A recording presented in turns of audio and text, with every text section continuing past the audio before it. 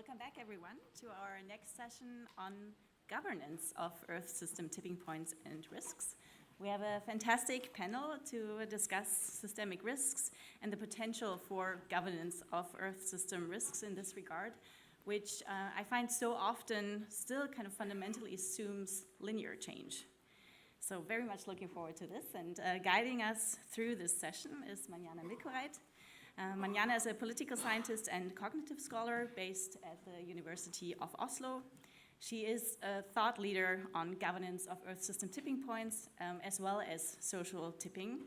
And her influential book, Mind-Made Politics, actually investigates how cognitive frames can influence climate policy. So we're very much looking forward to exploring these new cognitive frames.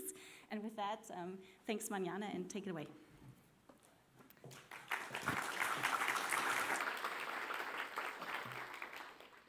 Thank you, Ricarda, for that lovely introduction. And welcome, everybody, to this afternoon's panel, plenary, which is a real pleasure and privilege to chair.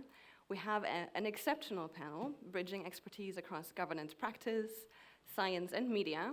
But before I give them the floor, I'd like to take the chance of your attention, despite being after lunch and maybe needing a bit of a slowdown, to set the scene with a few thoughts on what we're actually talking about. And I think these are not the right slides.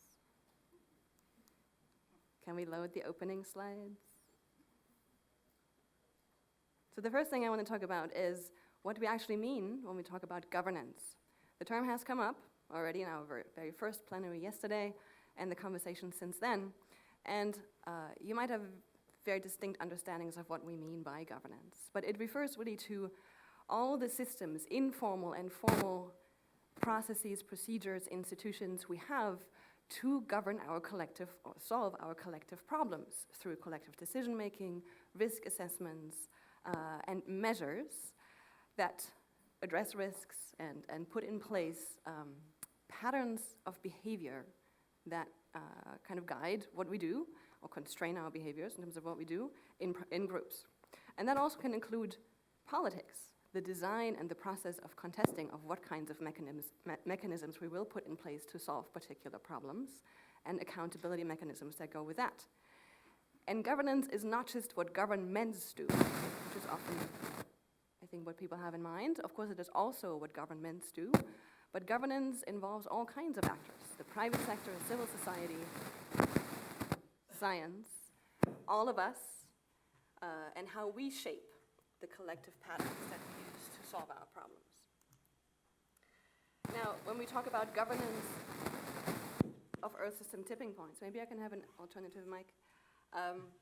We mean then all the things we do to anticipate, prevent, and possibly respond to the impacts of Earth system tipping points and processes, also maybe of lower scale social ecological tipping points, or to prevent negative social tipping points. So all the things we need to do this task. And this task is challenging because the nature and characteristics of tipping points are very different than the way we usually conceive of climate change and the way we approach governance for climate change and other problems as well, which is often siloed and national and incremental. But tipping points are systemic. They need cross-scale solutions that are integrated, and they are non-linear, all challenges that our current governance system doesn't do terribly well. So we need to rethink lots of things. We will likely need reforms of all the institutions that we do have today, whether that's our economic policies, our adaptation plans, our mitigation strategies. And we need probably also innovation of new things, to maybe new actors, new capacities and coalitions to address this set of challenges. The first Global Tipping Points report that we published a couple of years ago made a first attempt of addressing this particular challenge, and I'm just showing a couple of the key messages that we had in this report, and we can certainly ask today if some of these were the right ones to ask or if we have moved on since then. And one key challenge one key important distinction that we make in that report already is there are two major domains of governance that likely involve different kinds of actors and different kinds of tasks and timescales.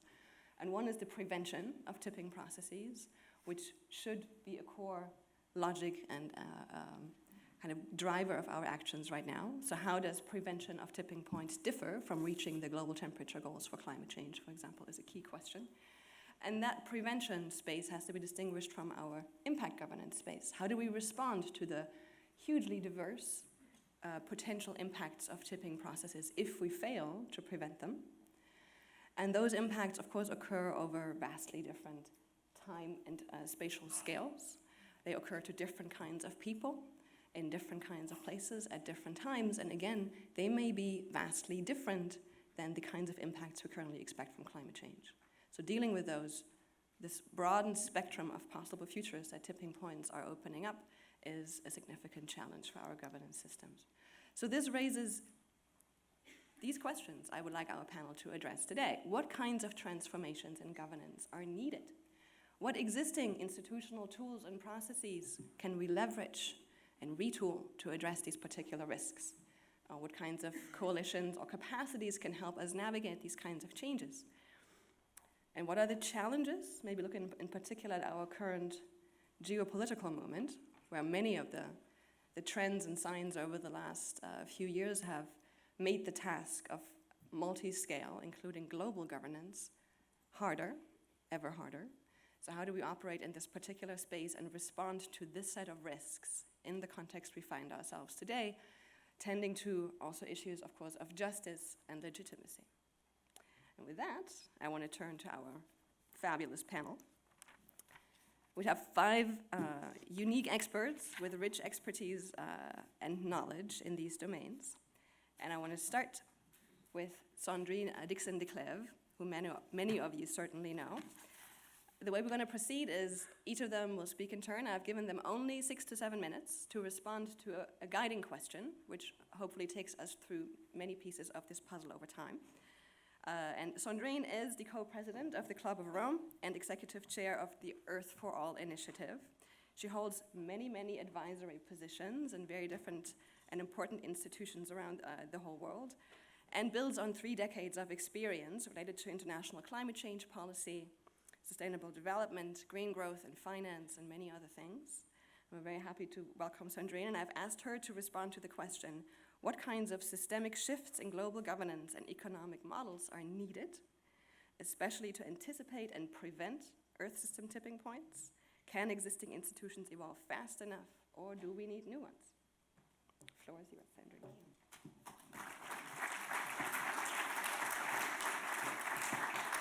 Wonderful. So let us see if actually the new, I've also got the feedback. We talk about feedback loops.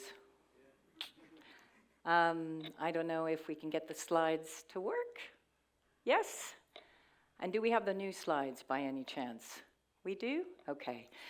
I want to take you through the journey that many of us have been through at the Club of Rome. Some of you may or may not know that in 1972, we published The Limits to Growth. And basically, we wouldn't be in the mess, we wouldn't be thinking about tipping points if we had actually read the book, implemented the book, and put the book into action. So that is the first key point that I want to make, okay? Second key point, in 2009, we were taken by the unbelievable work of Johan Rockström and so many other scientists that looked at the planetary boundaries. And so look at the limits to growth, think of the planetary boundaries, and you think to yourself, holy shit, where the hell are we? By 2009, we were really already starting to see the malfunctioning of our economic, financial, and human systems, hence why we were now moving outside of the operating potential of the planetary boundaries. So we decided to, and I say, not celebrate the 50th anniversary of the Limits to Growth, because you can't celebrate something that didn't go right, but you can commemorate the fact that it has been 50 years. What do we do differently? How do we start to think about how we get out of the mess that we as human beings have created because we are facing the greatest existential threat ever?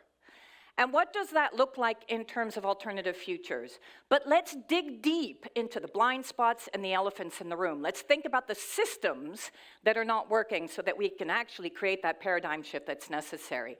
That's why we published Earth for All, a survival guide for humanity with Johan Rockström, Owen Gaffney, who's here, and so many other esteemed authors.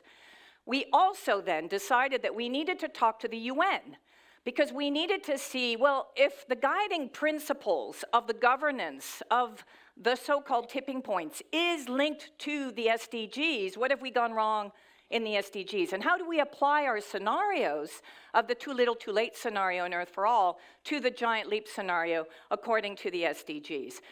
This is the spaghetti, the system dynamic model that enables you to see all the interrelationships as to what we have to address if we're going to start to think about how we shift our deep systems. And here's the big aha moment. The speed of action on planetary boundaries is a function of the speed of action on inequality and poverty. So why do I bring that up? Because the social and the environmental tipping points live, breathe, work together, and they are the ones that we have to look at together. That means that we have to think about how do we deal with those social tipping points now and in the future as the environmental tipping points get worse. How do we enhance well-being and reduce social tipping points? What we decided in doing that system dynamic thinking and looking at the model was that we saw that if we wanted to achieve well-being, we had to put in place 5 key turnarounds. We needed to look at poverty, inequality, empowerment of women, shifting the food and the energy systems in order to get to a broader well-being. And we saw that if we implemented recommendations, policy recommendations, changes to the governance, we actually could start to do that in the 2020s. And you can see that in the first graph, we actually already start to go down in terms of the differential between well-being going up in the giant leap versus too little, too late. But what's important is the correlation with the social tension. Because the more well-being goes down, and that's where we are today, if you look at the UNDP progress report, the more social tension goes up. So that is why we fundamentally believe that a governance model globally has to be anchored in the 3 core pillars of well-being economics, looking at economic indicators, going beyond GDP, as well as societal indicators and environmental indicators. This is the type of governance model that we actually need at the international level, at the national level, at the local level. But what does that mean today in terms of the key elephant in the room? And I would say many elephants. One, we are still fundamentally dependent on an extractive GDP economy. And we are even more so today than we ever have been. Wealth distribution is actually going in the wrong direction, hence why we have so many people who are pissed off. And when we talk about the Gilets jaunes, one thing that people forget, it's not because of the diesel tax. It's because 2 weeks before the wealth tax was taken away. So we, as strategists, as people who work with governments, need to understand the relationship once again between decarbonization and the shifts that we want to see to stay within the planetary boundaries and the impact on people. Shareholder value. We live in an over-financialized system. If we do not change the business model and business governance, we will get nowhere. Because it is shareholder value that dictates our economic system that no longer responds to the needs of people, planet, or prosperity. Climate discrimination. Of course, it is the most vulnerable countries and the most vulnerable in the countries that are feeling the greatest impact of climate change and environmental impacts.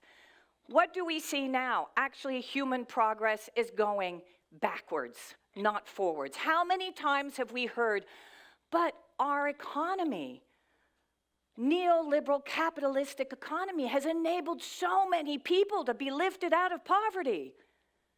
Not anymore. And on top of it, we've gone beyond the planetary boundaries. Social tension is on the rise. The cost of inaction has even shown us that now at 1.5 degrees, we will lose 3% of GDP. And at 3 degrees, we could lose upwards of 17% of GDP, and those are, again, figures that just keep on shifting and getting even worse. We are in the midst of a planetary emergency, so let me now start to show what kind of governance frameworks do we actually need. We need to address the planetary emergency and integrate emergency language into international declarations, regional declarations, national declarations, and local declarations. But we also need to deal with this big, growing elephant, what I call the morality gap. Because when you've got people who are obliterating the rule of law, and you're calling for governance, where do you go? When you've got people who actually don't care, what do you do? Because the fact of the matter is, we are in an age of what I call the 5 M's. We have moved into a monarchy, money, minerals, military type of world.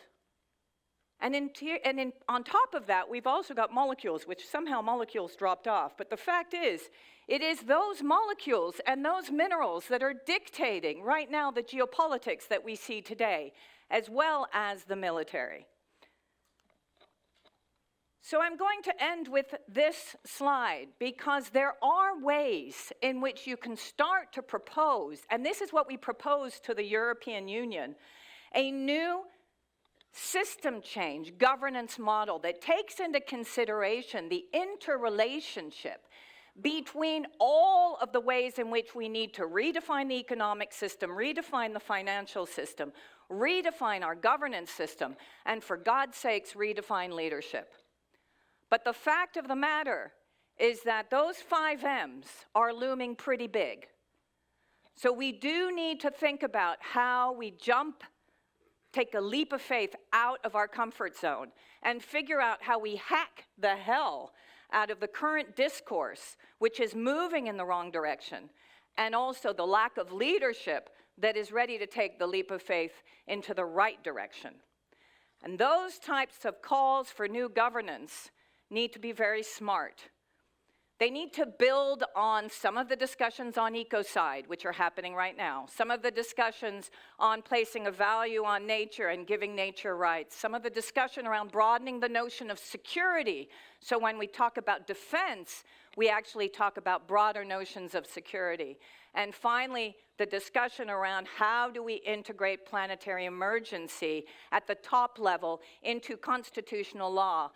But if we can't get the governance to work right now, we have to think about other types of governance frameworks at the local level, community level, that start to create the feedback loops all the way back up to the international level. Thank you very much.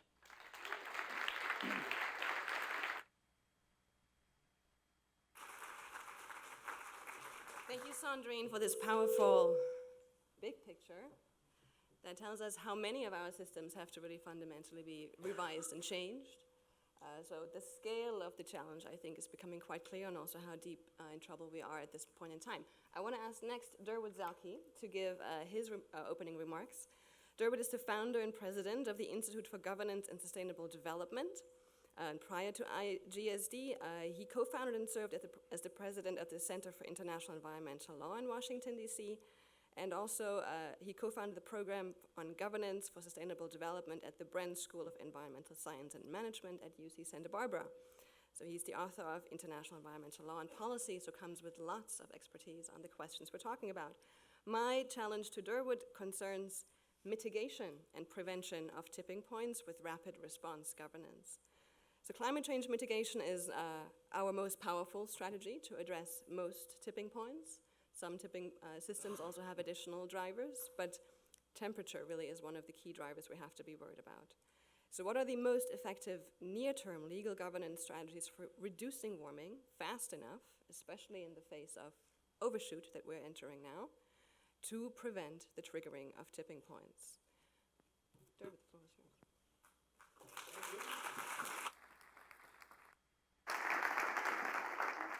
So it's great to hear your presentation, Sandrine. Thank you. And it makes me realize the choices between, thinking the big picture, which I do sometimes when I'm teaching, and narrowing in on something that I think can actually work today to satisfy the need to myself for some progress and hopefully for the world as well. You mentioned constitutional law, and I will mention that on the 3rd of July, the Inter-American Court of Human Rights will issue its advisory opinion on the climate emergency. And this will be one of the most important legal decisions that we've ever had, and I think it's going to be a great decision. So look for that on the 3rd of July. When I think of climate change and the climate emergency, I think of 3 concepts. It's temperature, time, and tipping points.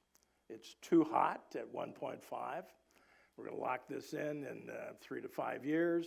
We're on our way to 2 degrees. We've got too little time before we start passing a series of tipping points and risk losing control of civilization. So if you take that perspective, you see that time is the limiting factor here. We need time to be one of our key metrics.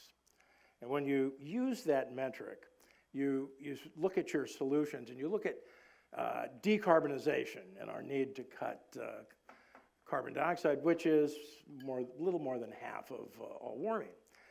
And you see that while it's essential to do that, it is a slow process. Cutting CO2 by decarbonizing the energy system will avoid about 1/10 of a degree of warming at 2050. It's a bit of a surprise. You got to do it. Starts kicking in big time at 2060, but at 2050, and this is the period before we're going to lose control of the climate system, it's only 1/10 of a degree. And this is in large part because when you shut down fossil fuel facilities, you don't just shut down CO2 as you might in a model.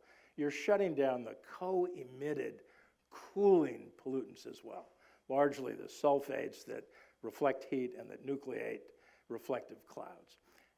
The cooling pollutants, air pollution, is masking somewhere between 1/2 and a full degree Celsius. So when you decarbonize, the first decade you actually add a bit of warming.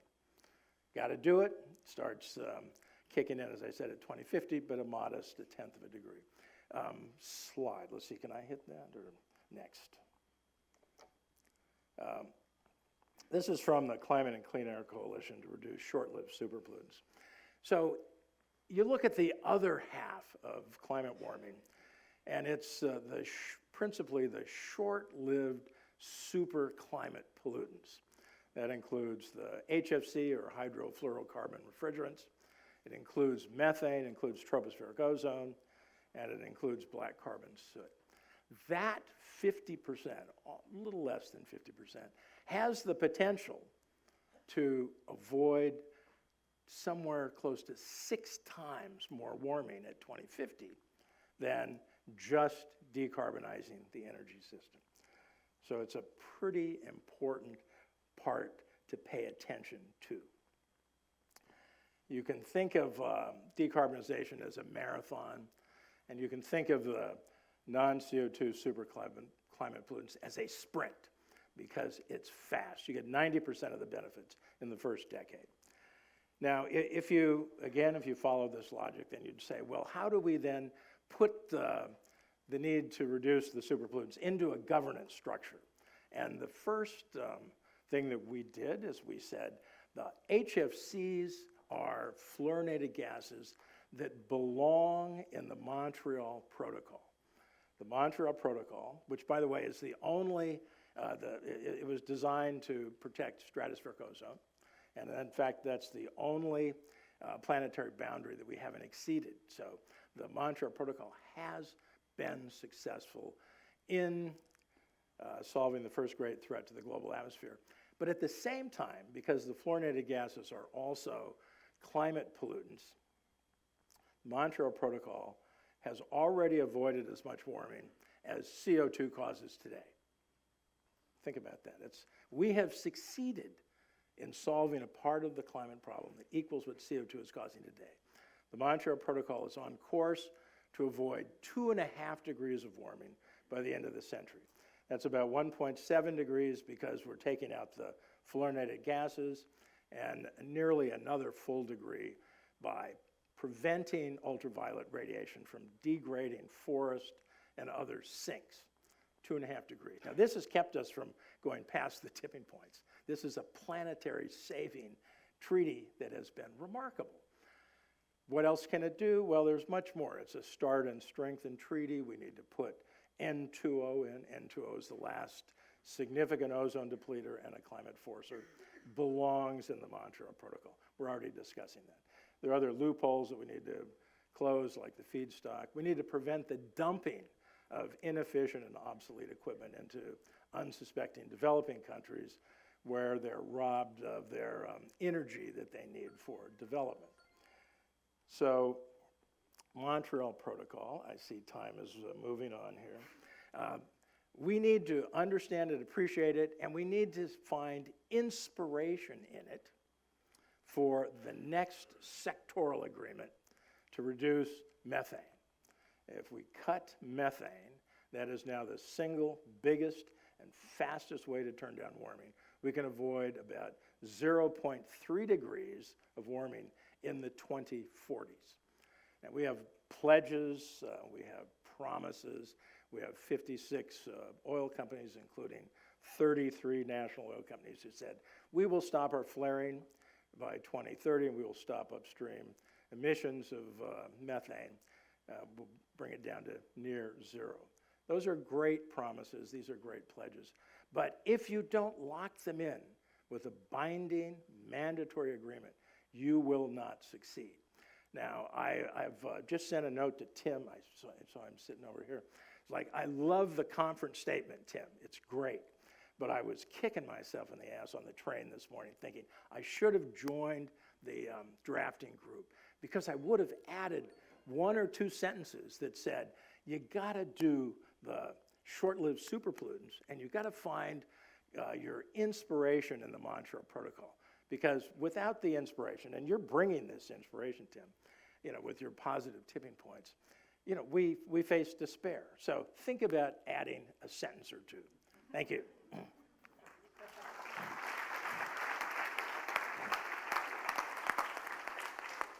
Thank you, Dermot, for pointing us to the need for speed, which I want to emphasize is, of course, important when we're entering temperature overshoot. It's not working? Temperature overshoot, where the tipping risk, or the risk of triggering a tipping process, increases for a number of our tipping elements. And once those tipping points are triggered, we are not able to halt them, even if we bring temperatures back down later. So this is really important to increase our speed. Our next speaker is Per Olsen, who is an associate professor and deputy science head of the Stockholm Resilience Center at Stockholm University. Per his work is rooted in complexity thinking and social ecological systems work. He focuses on agency and entrepreneurship and innovation to navigate turbulent transformation processes. And the challenge I have posed to him concerns transformations in times of backlash. So one of our more challenging contexts we're facing. So how can we address the growing backlash that threatens to derail transformations aimed at avoiding negative tipping processes? And what kinds of governance strategies and transformational capacities are needed to respond and maybe to defend these strategies in contested and uncertain conditions? That's it. You never know if this microphone is going to work. So I'm really happy to be here, and thanks for having me, and really enjoying this conference and meeting you all. I'm going to say a couple of things that sort of injects issues around backlash and tipping dynamics that I think should be part of the discussion. So in our work over the last couple of decades, we've been exploring transformative change and trying to understand transformative change. And we've been studying many governance transformations around the world at different level. And the tipping point idea has been guiding us for a long time. And it's included in not just our resilience-based approach, but also, as you know, the transition approach. And in this case, the X-curve. So it is it's part of understanding transformative change as multi-level and multi-phase processes. And one of the important part, as you see in the resilience-based approach, is the sort of the tipping dynamics that is part of any transformation. And it builds on other works like many of my colleagues, like Unsi Biggs, turning her paper 2009, Turning Back from the Brink, if you have read that. So, so in that, in all of these governance transformations, we see that it always comes with some kind of resistance from the incumbent, from the status quo system. And we say that if you don't see any resistance, you're probably not doing anything transformative. It's a sign of that you're doing something transformative. And if you don't see any resistance, your potentially disruptive idea or initiative might have been adapted too much to the current status quo. So resistance and delay and obstruction, etc., it's a natural part of transformative change. And many of you here have talked about that. But today we see last sort of 5 years, we've seen a very different type of backlash, maybe, that is deeply problematic, and it threatens to derail many of the transformation processes that we have initiated around energy, food, but also the economic system. So that backlash is often in the form of political polarization, violent conflict, and not just war between states, but also the type of conflict that Patricia talked about this morning from her case in the Amazon. We will have democratic backsliding as part of this backlash, but also one that I am really worried about. That's the dehumanization of the people that thinks differently than you, and it is enhanced by, for example, social media, and it can go very rapidly. And we know that dehumanization is behind a lot of catastrophic, horrible things that have happened throughout history, but also happening today. So what we have, what we also see then in that backlash that is happening now is that it seems to be happening right when we have initiated large-scale transformations, and we're kind of in the middle of them. So it's a big challenge to prevent them, but also to deal with them when they happen, to keep momentum of the transformation and avoid derailment. So one of the things that one of the papers that we're working on right now is to look at that, the in-between, the limbo when systems are changing from one state to another. And you saw Martin Scheffer this morning also talking about these state shifts, and that you're in transformative change. At some point, you're in the middle of them. And that's when we see that you can have the biggest risk of this kind of huge backlash that we see now. So we really want to understand that point in time and understand how do we build capacities for dealing with this change. So that's why we look at, for example, then how can we look at other fields and other studies around the world that have actually exactly focused on this point in time.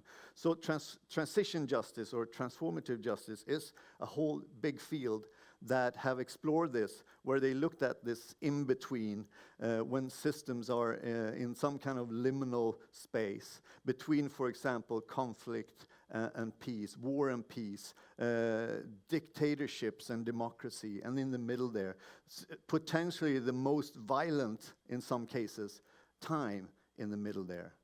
So the question then is that what can we learn from transformative justice? And it's if we talk about capacities, we talk about how do we de-escalate, how do we depolarize, how do we rehumanize, how do we hold the middle, which a lot of people have been writing about as holding the middle, staying in the trouble, sitting in discomfort, etc., etc., and keep that sort of hold that middle enough, give it enough stability so we're able to collectively move into new states. Because it is in that moment that it's very sensitive to go in maybe 10 different directions. And the last one, the picture here, is that as you notice, this is a lot of conceptual work, it's a lot of theory, which I think is super important.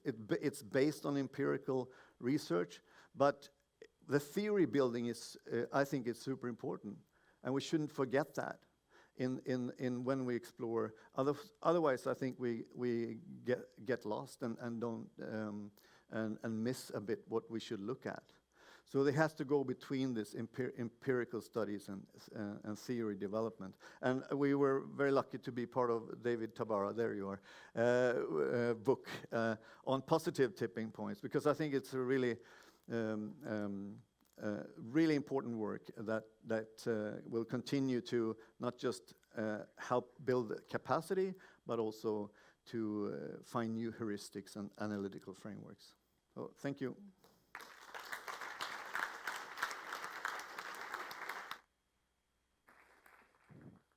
Thank you, Per, for pointing us towards the perils. I know, yeah, I couldn't give you the bonus. Just had the green light. Thank you. Let's move on to Oliver Morton. Oliver is a writer at The Economist. He also worked for Nature and Wired. He's authored 4 books. I'm just going to give you one of those. Mapping Mars, Science, Imagination, and the Birth of a World. So they all address or imagining planetary processes, including, of course, climate change on Earth. He is also the chair of the trustees of the Degrees Initiative and a namesake of the asteroid 10716 Oliver Morton, in case you want to know. So Oliver is very interested in talking about solar geoengineering. So my question to him was, solar geoengineering is its own domain of governance challenges that is very complicated, with its own risks, uncertainties, and political complexities. There's no natural link, necessarily, between geoengineering and tipping points, but that link is often and insistently made, often with the argument that we might need geoengineering solutions to solve our more and more urgent nonlinear changes in the climate. And so that has had some interesting results, including the resistance of some people to engage in tipping point governance conversations for fear of touching solar engineering, geoengineering, which is contested. So my question to Oliver is, should we connect those two? Is there a benefit to connecting those two to either one, the governance of Earth's and tipping points or the governance of solar geoengineering? Oliver, the floor is yours.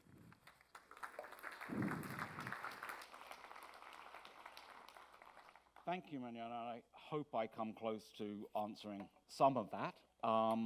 As Mariana kindly said, this is who I am. The Economist is probably moderately familiar to anyone who wishes to be familiar with it. The Degrees Initiative is an NGO based in the UK, which funds solar geoengineering research in the global south. The reason for doing this is a theory of change put forward by the organization's founder, Andy Parker, that the only way you can have a just discussion of solar geoengineering is if there is access to solar geoengineering expertise around the world. Until very recently, until to some extent we got up and running, that wasn't the case. We're now funding such research in 22 countries in the global south. It's still a start, but it does mean that the expertise is being spread.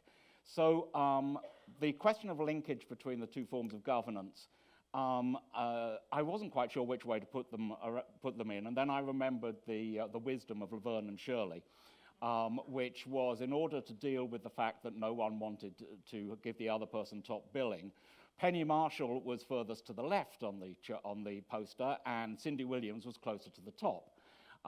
And so both could claim top billing. So in very much the same spirit, we have two questions. Let's stress a tipping points framing when talking about solar geoengineering, which is, I think, what Mariana was getting at. And let's ignore solar geoengineering when talking about tipping points, which is, I think, the obverse of the two of the ideas. And I'm going to talk about this in the context of a conference that I was at last week, organized by the Cambridge Centre for Climate Repair on Arctic repair. And just as a teaching point, It's worth noting that a lot of the people, that a significant number of the people who were at that meeting, which discussed solar geoengineering among other things, are also here. If you were at that meeting, could you raise your hand? Yeah, so I just wanted you to know that there is an overlap between these communities that you may not necessarily be aware of. And it's quite an interesting overlap. Now, in terms of framing solar geoengineering in terms of tipping points, it is worth noting that recently ARIA, the Advanced Research and Invention Agency of the British government, though it is an arm's length agency, started two fairly large activities, one on forecasting tipping points and one on exploring climate cooling, because it doesn't like using the word solar geoengineering. That's not quite true. There are some other forms of climate cooling it's talking about, but roughly speaking, it is a distaste. They're both really welcome. I'm sure that the tipping points community, the people represented in this room, many of my friends in this room, are excited about some of the research in forecasting tipping points. I'm very happy to see that the Exploring Climate Cooling strand has representation from 6 different groups based in the Global South, and also, and you should understand all this in this context, Degrees is also a grantee of ARIA in this matter. We're working with the University of Cape Town and various others on an important project. Now, it's worth saying that within the solar geoengineering community, such as it is, tipping points are not a major motivation for the work. They're not talked about a great deal, and I think this is quite a good thing. I think stressing tipping points framing when talking about solar geoengineering has real problems. It plays into an emergency use framing, which I think is a really bad idea. It increases the risk of moral hazard. The idea that, oh, we've got solar geoengineering in our back pockets. Sorry, that's a bit like a Tesco advert. The solar geoengineering in our back pockets means, oh, we don't have to be too serious about mitigation. Also, we have to worry about Carl Schmitt, the thing about emergency framings, and I actually think this, I was somewhat at discord with some of the rest of the panel on this. Emergency framings are very dangerous because, as Carl Schmitt noted, they are the point where you make the exception, and the person who can control the exception controls the rule. And by and large, and again, this is a Schmittian insight, the people who win in emergencies are the people who can best locate and identify their enemies. I don't think this community, or indeed most of the communities I want to be part of, are very good at the locating and identifying enemies part of emergency discourse.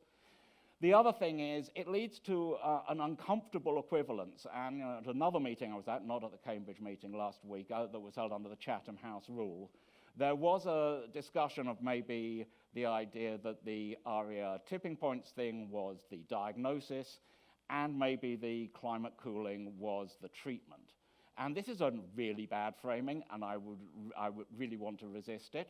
I was, however, intrigued by the framing put forward by my friend Frank Koich a little bit later, which is, no, solar geoengineering is the anesthesia so that you don't die of pain while the operation is taking place. Anyway, so then now on to this meeting. And Mariana said before there's no fundamental reason why these two types of discourse need to be linked, and I think there is, then it's temperature. I sat through yesterday's meeting with great interest. Temperature was mentioned again and again. Temperature was stressed throughout the meeting. Here is Johan stressing it right there. There are bad things happening above a temperature line. And this is the tipping point report from a couple of years ago. It is 478 pages long. It talks about solar geoengineering for 8 paragraphs. That's less than 1 page. And it says right at the beginning of this discussion, which I think Mariana edited, but which I think my friend Duncan McLaren probably wrote a first draft of. It says solar geoengineering is a group of hypothetical and controversial methods that might help decrease global temperature. Now, if I just read, and I didn't read them all, but if I just read 300 pages about the risks of global temperature rise in terms of tipping points, I would really be interested in that might. But that's not, in fact, what this community does. It's not what people here particularly seem to want to talk about. It's not what anyone on this stage has talked about, except when asked by the audience.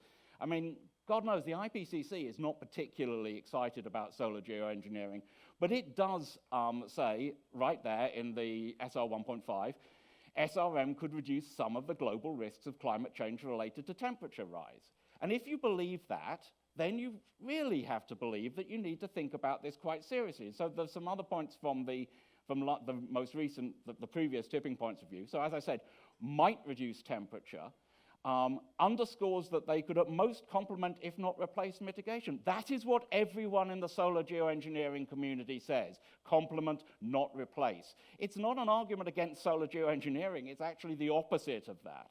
And then at the end, the prospect of collaborative, effective, and democratic international governance faces many challenges. I think every aspect of governance that we've heard about from this stage this afternoon faces many challenges. I think some of them face more and more severe challenges. So to finish off very quickly, there are two things that I think are particularly dangerous about ignoring solar geoengineering when you have a discussion of tipping points. One is that it sidelines research which could conceivably be very helpful in the reduction of harms, quite possibly, as Johan said yesterday, global catastrophic harms. So that's quite a good thing to look at the possibility of avoiding. The other thing is it opens a discourse on tipping points and the community that's engaged in that discourse up to charges of a lack of seriousness because of the revealed preference. If you say, as Stefan did on this stage this morning, that we have to do everything we can to reduce the rise in temperature, and then say, I haven't looked at any of the research about solar geoengineering and AMOC, which is referenced in the Global Tipping Points report, it's really hard to understand that. It's really hard to understand that. And the other thing is, there's a choice editing sense. It gives you the sense that what the Global Tipping Points community wants is the social revolution that people have talked about from this stage, and I want a lot of that too.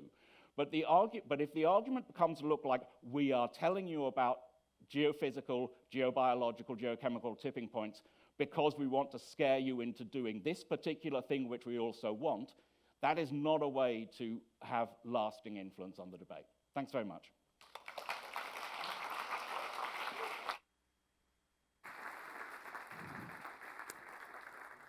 Thank you, Oliver, for trying to illuminate for us these interesting, complex, and important interactions between these two domains. And I hope we can draw out a little more the governance implications of both of those and the arguments you made about risk management for them. So our last speaker, and I hope you still have some energy, is Joyita Gupta. Joyita is Professor of Environment and Development in the Global South at the University of Amsterdam. And she won the highest academic recognition in the Netherlands, the Spinoza Prize, in 2023. Joyita has a very, very rich experience in science policy engagement as both, three things actually, engaged in the Millennium Ecosystem Assessment. She was engaged in the IPCC assessment reports and also in UNEP's Global Environment Outlook 6. At the moment, she's also a co-chair of the UN Secretary General's appointed group of the 10 high-level representatives of civil society, private sector, and scientific community to promote science, technology, and innovation for the SDGs. And she's a co-chair of the Earth Commission, was a co-chair of the Earth Commission. So I think Joyita is going to open our perspectives again a little broader. My question to her was, so there's a growing interest in the idea of preventing Earth system tipping points with social tipping points. Is an idea that's very strongly made also in our Global Tipping Points report. And we have arguments about the potential limitations of the existing global governance system to address large-scale nonlinear Earth system change. So is there a potential for nonlinear change in the global governance system to move us to a new kind of state that might be able to address this kind of risk? Good afternoon, everybody. I'm doing an experiment here, and I'm going to talk a little bit about a possible global constitution. So if you just look at the climate change regime and you look at time on the x-axis and greenhouse gas emissions on the y-axis, basically we have to get our emissions to zero. And this means that the cake of possible emissions, the carbon budget, is shrinking as we move on. And this basically is your justice problem. How do we divide this carbon budget between countries and between people? And since we are not following this line, what we are seeing is a lot of damage in different parts of the world, and that leads to a lot of conflict and calls for justice. And of course, technology and net zero may contribute a little bit to creating some degree of peace, but basically, this is your justice problem. The second justice problem is that if you look at the north-south aspects, we used to have an inverted U curve with the rich countries on the right side and the poor countries on the left side, and the idea was that the poor countries should leapfrog. But today, we have an inverted N-shaped curve somewhat, and basically rich countries have to get to zero, and poor countries have to get to zero, and neither like that. Because this means that rich countries can't sell their lifestyles to the poor countries, and poor countries cannot aspire to those lifestyles. So this is another north-south conflict. And the third injustice that we see is the fact that every time a government comes to power, it delays and delays and delays decisions on climate change. And this means that at this moment, we need to rush down with our emissions, and that itself is an injustice problem. Now, I would argue that without justice, there's no way of addressing the climate change problem, and I can give you a lot of examples subsequently, but I'm going to move on because of the time. So, in the Earth Commission, we debated a lot about how much is acceptable death. If the 2030 agenda says that no one should be left behind, that's a zero acceptable death. If you look at the World Disaster Report, it's 10 deaths and 100 displaced. If you look at our Earth system boundaries in the Earth Commission, we went to 100 million deaths and damages to people's health irreversibly was seen as sort of acceptable. That's where we drew the just boundary at 1 degree centigrade. And yesterday we heard that the global catastrophic risk is 1 billion deaths. So you see that the question of whose death counts and where does the death count and where do we draw the line between what is acceptable and unacceptable death is a problem. Now, if you're talking about significant harm to a human or leave no one behind, you're really talking about a human rights perspective. If you're talking about significant harm to a community, you're talking about indigenous people's rights, you're talking about group rights. And if you're talking about significant harm to a country, you're talking about perhaps sovereignty and rights and responsibilities to other countries. And finally, if you're talking about significant harm to 1 billion people, it is time to be talking about a global constitution. All right, so having made that case, I want to move to the next point. If you look at all our planetary boundaries that were explained by a few of our speakers today, essentially what that means is there's a limit to the amount of resources and the amount of sinks we have. And that is what we have to share with each other. Now, if we have crossed the boundaries, we're outside and we need to come back in. If we have to leave some space for those who need to meet their minimum needs, that means you have to calculate the minimum needs of all people in relation to the boundaries using the same units. And essentially, that leaves you a very small corridor or space for sharing amongst all of us. Now, in a rational actor model, what you basically get is a divide story. And if you're a capitalist, you'd say, let's price this. Let's sell it in the market. And let's try and avoid liability within the current financial and economic systems. And a lot of this is done through confidential contracts and confidential arbitration, and that is not going to be the way to solve the problem. Another option is to use hegemonic power, which is my country first, for example. There you see a dynamic where countries are saying we will avoid multilateralism, we will try to make sure that the UN shrinks, and we will try to make sure that we don't have responsibility vis-à-vis other countries. In this particular hegemonic storyline, you get sovereignty and securitization of resources, where countries don't want to share their water with other countries or don't want to reduce their emissions to make space for others to increase their emissions. A third one is the polycentric narrative, where you have multiple actors and multiple approaches, and everybody is essentially managing and experimenting. Now, I don't think that any of these three can actually enable us to live within safe and just Earth system boundaries and ensure that everybody has access to their basic human rights and perhaps move towards your well-being narrative and health for all. So this brings me to my fourth, which is a sharing model, and that is essentially your social practice model. It's the model where you come together and you develop a global constitution and you try to work with goals and principles with each other. Now, if you look at the history of humans and you see the civilizations and regimes, most of these have fallen because of a changing climate or because the ecosystems could no longer support the people living there. Or there was spread of disease, and or there was rising inequality, because when a society begins, they're quite equal, and over time, some people realize that they can manipulate others and extort from people, and then you get rising inequality and oligarchy and hierarchy. And then, of course, you get a very complex society which can no longer sustain itself. Normally, you have a leader who wants to, after whom there is no leader, or who wants to destroy the state in order to maintain his or her power. And of course, in such situations, you have a rise in defense costs, more wars, more attacks, and technology. And Luke Kemp has, I think, calculated that the average length of a civilization is 336 years. So that gives you an idea of how long our civilization has a future. All right, so this is how civilizations collapse. But civilizations also survive. And you see, if you look at all the national constitutions, you will see that they come after the end of colonialism or independence, or after they've chopped off somebody's head.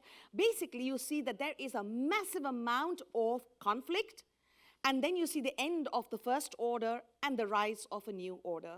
And that's what a constitution does. Normally, you see a constitution will protect the local commons, it will protect human health, it will try to reduce inequality, hierarchy, it will try to regulate the private sector, manage complexity, control the leaders, and protect the rule of law, and try to preempt defense costs. So, what I'm trying to do right now is I'm working towards a global constitution, and this is meant to be through an open science justice lab, which basically means that anybody and everybody above the age of 10 can write an essay about what they would like to see in the world that they grow up into. And if they send us the essay or a photograph or a picture, then they become a contributing author to this global constitution. And we are hoping to get as much as possible of bottom-up representation. And you can write in any language as long as we can get a translation of it somehow. And essentially, the idea of the global constitution is to try to understand how to regulate the public and the private sector. Private contracts are unbelievably strong. Public contracts and public agreements between states are quite weak. And how do we create that balance between the two? How do we make sure that not only are we protecting human rights, but we are not allowing people to cause harm to others and countries to cause harm to others? And so basically, we're looking again at crimes against humanity as well as crimes against the environment. And again, many states hide behind the idea that the public has voted somebody in or somebody out. But what about their responsibility to other states? So how do we create a dual responsibility to the people within the state, to the people outside the state? And perhaps we should withhold a part of the income of CEOs and prime ministers for 10 years later to see if, given hindsight, they really did a good job during the time that they were in power. And so we need to think of more creative ideas like this to try to figure out a way to make sure that they think about the future. And of course, revisiting content control is so important because of misinformation and disinformation. And now, recently, we've been talking about the risk of war, and we're going to invest more and more and more into war. That's going to put up the CO2 emissions like crazy, apart from creating all kinds of other things. I would have really spent much more time investing in diplomacy, talking to get people to not invest in war. And of course, we have technologies like AI, and while AI may have a number of benefits, it does use a lot of energy, and a lot of AI companies are withdrawing from their net zero goals. So that is something that you need to worry about. So for some reasons, we think that a global constitution would have some of these elements, but it would also include any and every element that you bring forward in your narrative. So I'd like to invite you all to submit your essay to globalconstitution.org and join me in writing towards a global constitution. Thank you.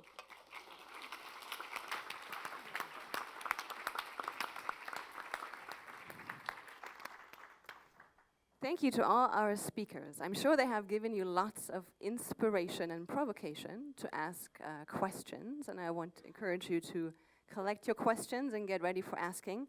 But first, I have a couple of questions for the whole panel to bring us maybe also a little closer and more specifically to think about the distinct governance challenges of tipping points, including cascading effects and nonlinearity and the institutional implications that that might have. I think we've seen bits and pieces, but maybe it's nice to highlight this again in more specific fashion. Let me start with a question around time and justice. So time has come up. Ricarda started us yesterday. Durwood mentioned also the importance of time today, a number of others. Tipping elements have these really challenging and very different temporal aspects, both in terms of how close they might be, so how long our prevention window might be, and over what time window they unfold. That could be a decade. For some tipping elements, for some of them it's thousands of years, something that our cognitive abilities as humans is not really capable of handling, and our institutions are not capable of handling. There is no process or mechanism to account for impacts over 1,000 years that would matter in some meaningful way today. Yet, these short-term, maybe 5-10-year decision-making processes we have right now to prevent tipping points kind of compress our collective responsibility for these impacts we will be causing if we don't do things differently over thousands of years, affecting all the generations on the planet to come, all the living species on the planet to come. How do we grapple with that new sense of morality and the moral gap, and the notions of justice we have, which also then have to include, in some sense, intergenerational and interspecies justice components, and the notion that the prevention that would have to rely on precaution doesn't seem to work. Right? The existing tools we have, the norms we have, and the institutions we have can't do it. What kinds of changes and innovations do we need to deal with that temporal challenge? Anybody wants to take it? Okay. Well, I think so. So maybe a few thoughts. The first is those well-being economy governments, just to give an example, were the ones actually that did the best during COVID. So think if you put ourselves in an emergency situation, because I think that the whole tipping points thinking has to be twofold. One is, what do you do to prevent more tipping points? And the other is, how do you put in place the right institutional models, architecture to deal with tipping points? Because we're going to have to be navigating both. So we have to build the plane while we fly it. So one is, we know that when you actually buffer and think through value chains or system relationships, take, for example, well-being economies, you have looked at a variety of different indicators within your economy and within your society, and you've tried to buffer impacts. Social impacts, environmental impacts, et cetera, by putting in place the right policies. Also, by the way, those governments were run by women. And that's an important point. Why? Because in the midst, and I'll talk about the tipping point, being in the midst of a tipping point, like COVID, an emergency, in the midst of that tipping point, there was a real honest exchange between the leaders in the government and the people. And there wasn't the same level of panic that we saw in other countries. In addition, the economy did better. So I just want to give that as an example, because I think that it's really important that we think through what are the structures and the way in which we look at different systems to build a bigger, stronger, more resilient system to future tipping points. Then where I really don't agree on the use of emergency, I've worked on nuclear facilities. They have emergency plans. I fundamentally believe that we do need to declare an emergency, but we also have to have a comparative emergency plan to go with the declaration of emergency. And that emergency plan needs to be done at the international level, at the national level, and at the local level. We have to start building up emergency plans for tipping point impacts. And so you both have to build the underbelly of how you build more resilience, but you also have to put in place an emergency plan for when things happen. Many governments now, post-pandemic, have new emergency plans. A lot of them don't. But still, that is also the way we need to go forward. So you need to have both. Okay. This is a tough question. But I was thinking of HLA Hart, the legal philosopher, wrote a book called The Nature of Law. And he said, because human altruism is limited, we need voluntary compliance within a system of sanctions. And so you can tie that to the brilliant idea of a constitution. So, one of my favorite people who argues this is Philip Allott from Cambridge, and was one of the board members when I started the Center for International Environmental Law, and taught me a lot about what we could do with a global constitution. So I think tying those things together is important. You can't solve the climate emergency and slow down the tipping points with voluntary compliance. And in a sense, this is what we have with the UN treaty. I mean, it is voluntary, nationally determined contributions. There is not the DNA in the UNFCCC for mandatory measures. Hence the pivot to the sister agreement, the Montreal Protocol. That's a binding treaty. And we need the same thing now for methane. On the emergency, I'm going to have to think carefully about what Ali is saying, because I usually agree with him, but I'm not sure in this case. The Montreal Protocol was captured in 18 months of negotiations because we had an ozone emergency. And if we had not solved that problem, we would not be able to go outside for more than 20 minutes without risking skin cancer. I mean, this was a dark moment. So there was pretty powerful motivation because of that emergency. So I'm motivated by the emergency. I don't know about everybody else, but it scares me enough to work my ass off. Thank you. Let me ask another question. I'm sure others have more thoughts about the justice dimensions as well. I want to talk a bit about scale. So scale is this really interesting, maybe abstract scholarly dimension or concept to look at tipping systems through. And scale really matters because these tipping elements exist at scales that lie between our global or international governance system, many of these institutions at global scale, and the national. Right? They are often continental scales or crossing multiple continents or around the band of the center of the Earth. So they have this interesting spatial extent at which we don't have, often, governance capacity in institutions. And we have this challenge that treating all the tipping systems as a bucket of same kind of problem is really challenging because they are so unique and different, and often will need to engage different communities who will be affected by them, and also different institutions and actors who can do something about them, especially when it comes to the impacts. So is there a good argument to say we need actually innovations and institutions at the distinct scale of the tipping elements? Do we need a coral reef council? Do we need an AMOC watch? Do we need something that treats them as distinct elements with a distinct governance scale where we have to innovate to address these specific risks? Or do they fit into what we have in our polycentric ideas or in our global governance system? What do you think? Yeah, you haven't thought about it? Yeah, I point to someone. Go. Yeah. Well, what it triggers in my mind is that I think we should have those kind of focus points. I think it's important, but the risk is that it becomes part of the silos and the solving things in silos. And I thought about that this morning also. We talk about smoking and slavery as things that have gone through tipping points and improved. But I'm not sure it has actually. Slavery hasn't disappeared. It disappeared in a certain form. So, but in fishery, huge industries, slavery is a huge problem, and trafficking, trading people, is a huge. There are huge numbers that are trafficked every year.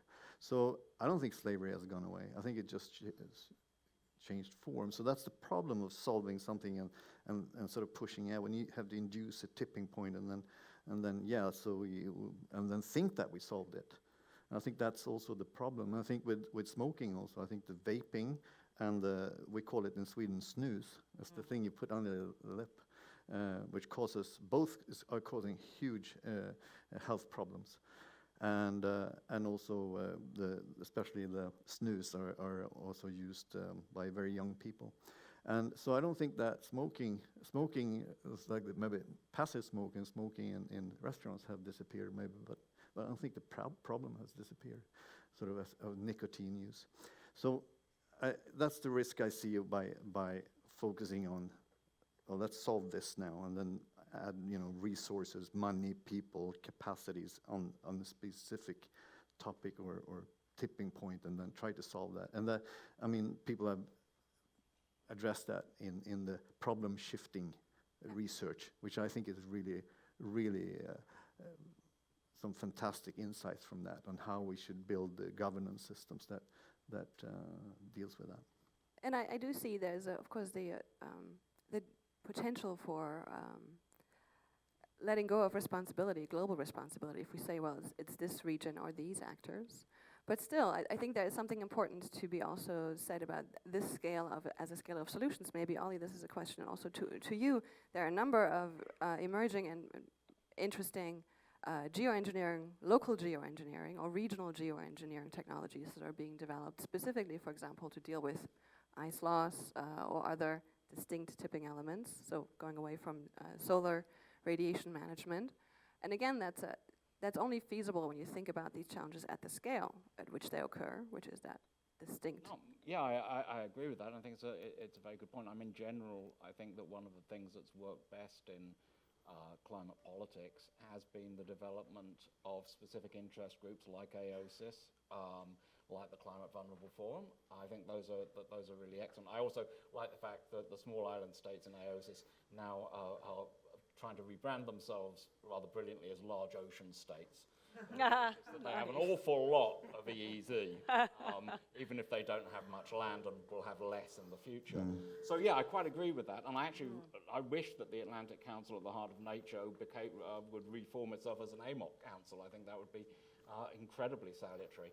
But there is also a problem that although there are local things, there are also global things. So if you think about controlling temperature in the Arctic, and you have at least a better than normal regional arrangement there in the Arctic Council, that has knock-ons. That moves the ITCZ, and similarly, the Antarctic is in some ways almost our ideal situation in that it has no active sovereignty claims at all. Everything's in abeyance. And it's well governed, but at the same time, when you do things in the Antarctic, they don't stay in the Antarctic. So there is definitely a role for people recognizing their common interests, but the global system is very deeply interrelated. Takes me to the next question that concerns the cascading implications of tipping dynamics. We know they don't exist in isolation. My colleague Nico says they seldom come alone. So when you trigger one tipping system and the tipping process, it is making other tipping systems more likely to also be triggered. So ultimately, we have global connections and cascading effects, both through Earth systems, but also through associated ecological and social systems. We do not, I believe, have good governance mechanisms to manage cascading effects. A, to predict them, and B, to try and either contain them, maybe breaking the feedbacks that connect them once we know that this is a risk. Where do you see potential in maybe existing institutions or processes that you are aware of to develop the capacity to deal with cascading effects? I would point out, this is not an answer to your question. I'll keep it brief because I'm sure we all want to hear from the people in the audience. But it's worth pointing out that not all cascading things are positive feedbacks. Sometimes they are negative feedbacks. For instance, and this is not a happy thing at all, but was recently reading a paper on the feedback that leads to greater forest burning in the boreal region, boreal zone, leading to less warming of the Arctic and less Arctic amplification. I think we have to bear in mind that the fact that the system is complex does not mean that all the cascades are necessarily self-perpetuating. I think that's an important thing about the complexity of the Earth system. That is true. The science also currently says that most of the feedbacks that have been identified, the positive ones overpower the negative ones. That's at least the current state of research. But if we shut down AMOC, we do help the Arctic. Great. There's upsides, he's saying. Good then. Maybe with that, and maybe that just gets us thinking about these challenges. I'm going to open it to the audience. So let's see. Maybe we can collect 2 questions at a time to make sure we get a number of them in. Where do we have people with mics? Anybody? So have this hand went up first, gentleman there in the beige T-shirt, and then gentleman with the blue shirt. Where's the mic? And we don't have a mic? Shout. Yes, stand up and shout. Can you stand up and try and see if we can hear you? Thank you. The runner. Yeah? Thank you. Thanks, Donovan. Sit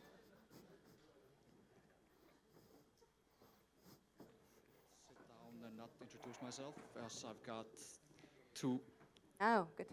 pretty critical comments.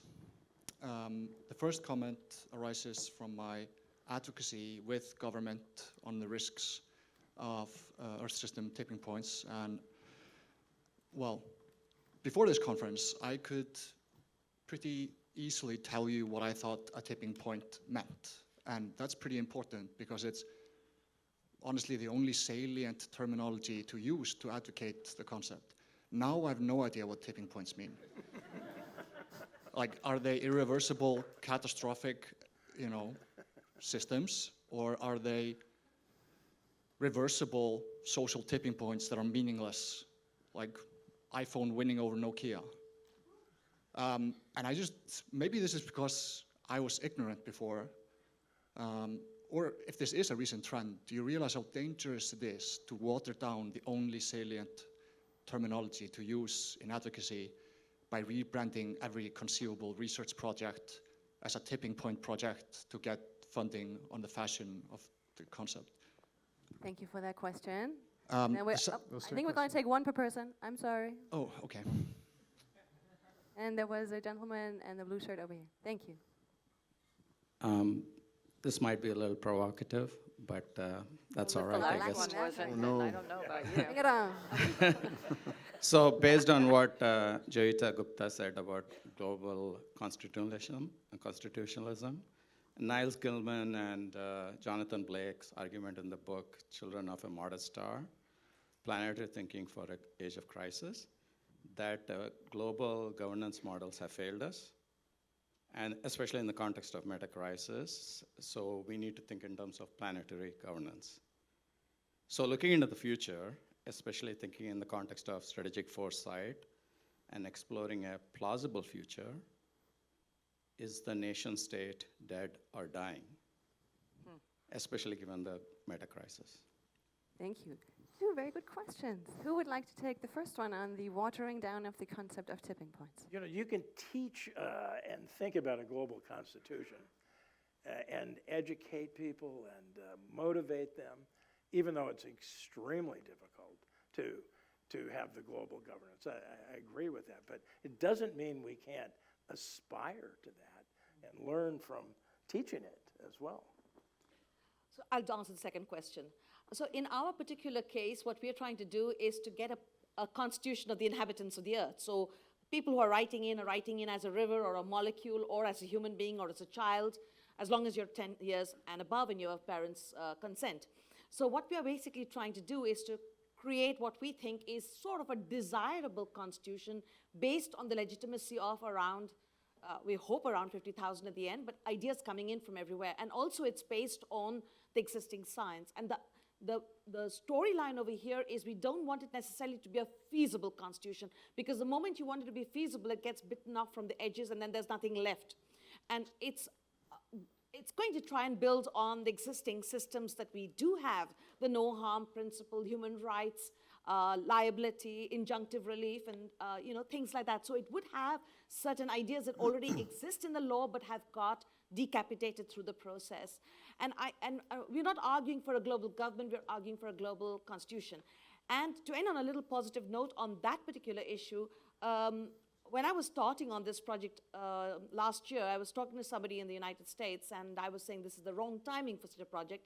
And they turned around and said to me, no, in 4 years, believe me, people will want such a project. So we don't know, but we're trying to build it from the bottom up as opposed to some of the other projects which are trying to build it from the top down. So that's what I would like to say about this storyline. And I don't know if anybody else wants to take the tipping points question. Somebody eager? I'm not eager, but I'll Thank you. I think the point is well taken. Sustainable development has been so overused that we don't know what it is anymore. That is now being overtaken by the wording of regenerative, which is also now being overused. If you go to the dictionary, which is what I've just done, the point at which a series of small changes or incidents becomes significant enough to cause a larger, more important change is what it's defined as a tipping point. So it could be a multitude of different impacts. Now, with regard to this conference, I think that it is fundamental that we're coming together as a community to really understand what type of tipping points are before us and the complexity of that. And so if we haven't done a good enough job, hopefully the next 2 days will. But I do think that actually the sense-making from this community is so important at this time, and I hope that's what you were pointing to, that we can't just play around with the language and make it so nonsensical that it no longer actually has meaning. And that's not the point of what we're trying to do. But I do take your point. Thank you. Let's collect a couple more questions. I have one here in the middle, and then afterwards one over there in the pink t-shirt.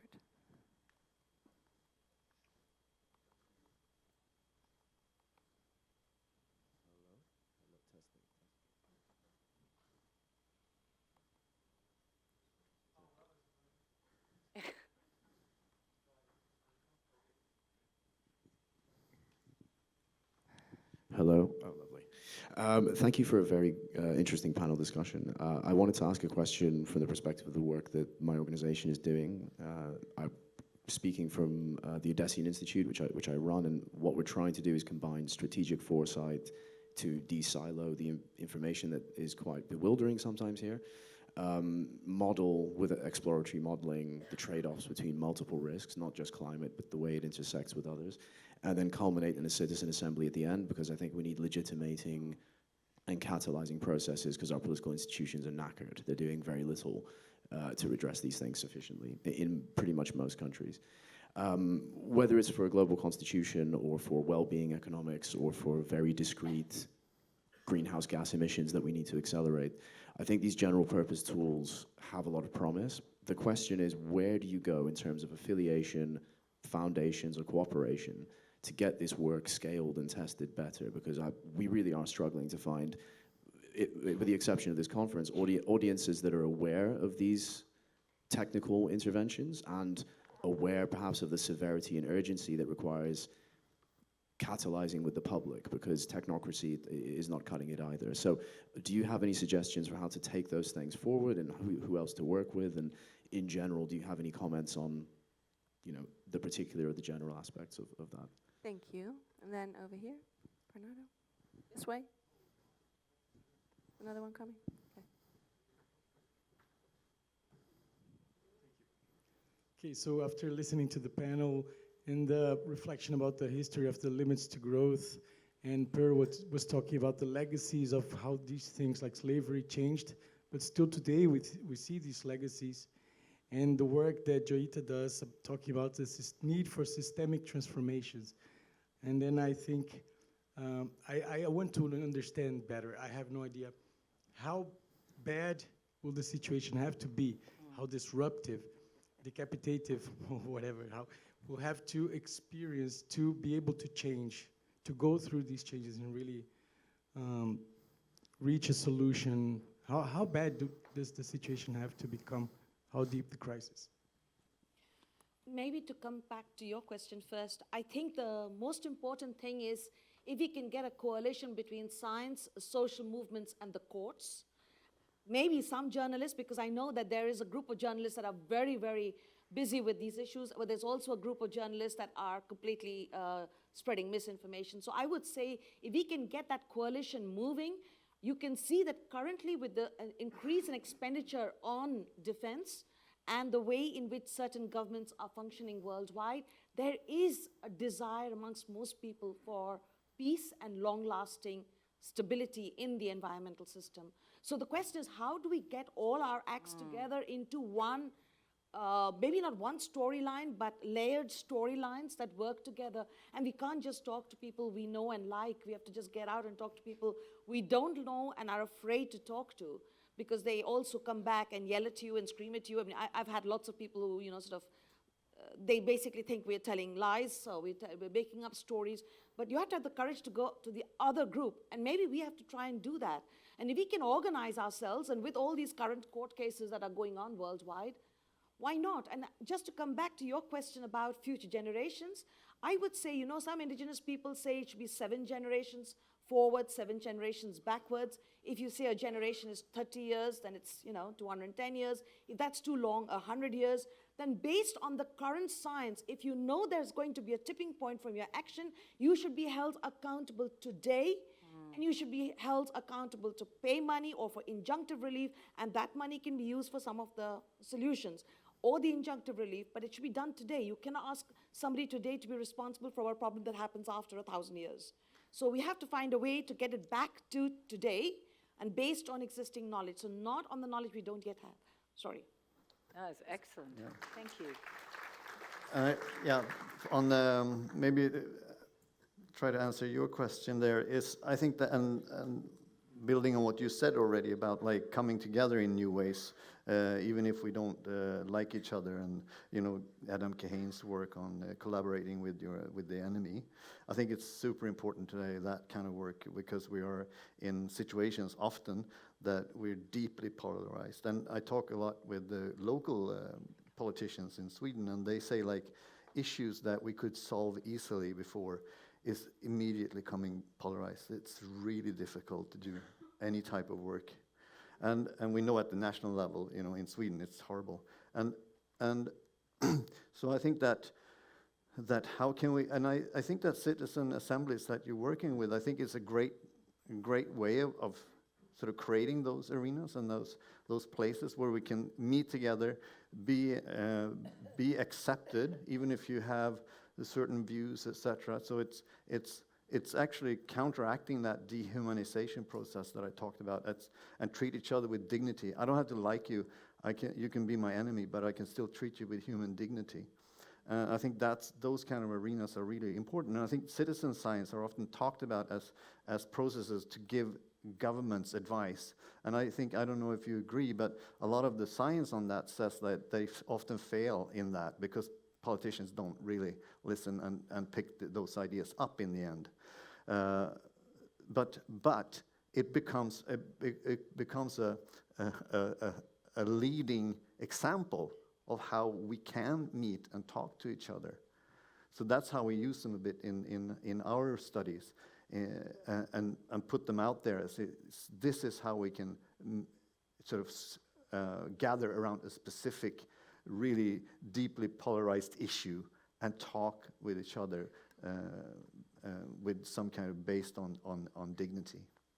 Building on, if I could come in, the point that the gentleman back there made about Blake and Gilman's book, I think there is a really powerful, their notion of planetary subsidiarity is not, I think, fully fleshed out. I don't think they'd claim it was, but I think that it speaks into what Per was just saying, and to some extent it speaks into what Jarita was saying, in that at the higher level you must be very unreal and hold that utopian feeling.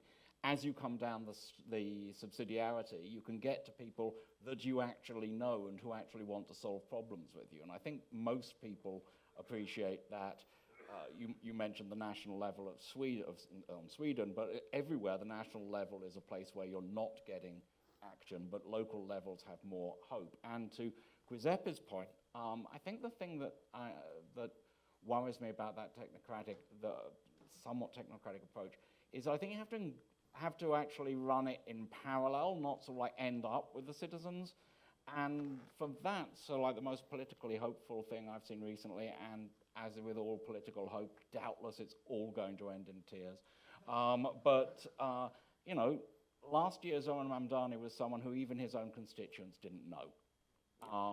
And by using and by understanding, and this is an unfortunate thing to have to say, but by understanding how the algorithms work, he made himself into a person people looked to because he looked like a person who was listening to them.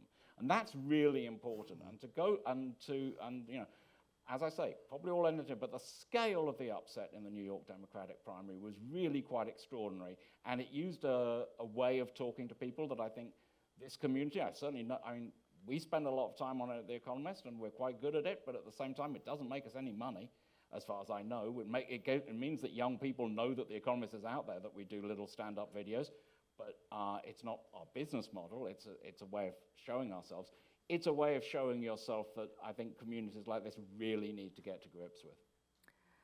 So I'm afraid we are out of time. I'm sure you have many more questions, and we have left many things untouched, including big questions of agency and power. I hope you take those with you into the break afterwards and keep asking and engaging our panelists. I want to leave you also with one more question to think about, and that relates to what Joyita just said.